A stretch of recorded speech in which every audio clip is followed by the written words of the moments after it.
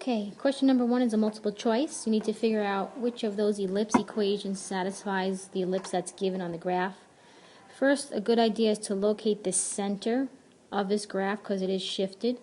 So if you look on the top here, we're at 6. The bottom, we're at -10. So that's a total of 16 boxes. So half of 16 is 8.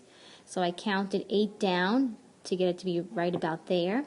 Then I counted on the left side, it's at -4 to 10, which is 14. Half of 14 is 7, and again I counted 4 plus 3 more is 7. So the center is right here. So what is my center? It is 3, -2. Now, we have to remember, well, what is our A distance? What is our B distance for an ellipse? Well, which one is longer? From this top to this bottom, it was 16. So half of that 16 from the center to a vertice, V1, V2, that is 8. So my A distance is 8. What is my other distance going for the co-vertex?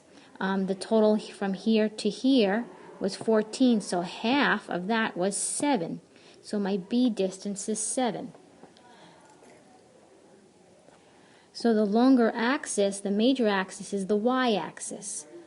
So let's take a look.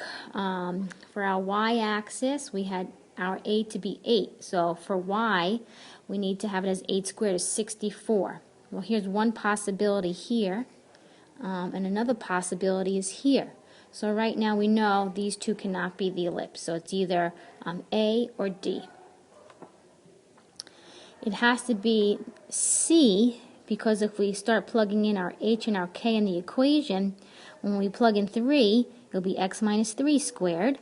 And when we plug in the -2, y minus a -2 makes it plus 2 squared.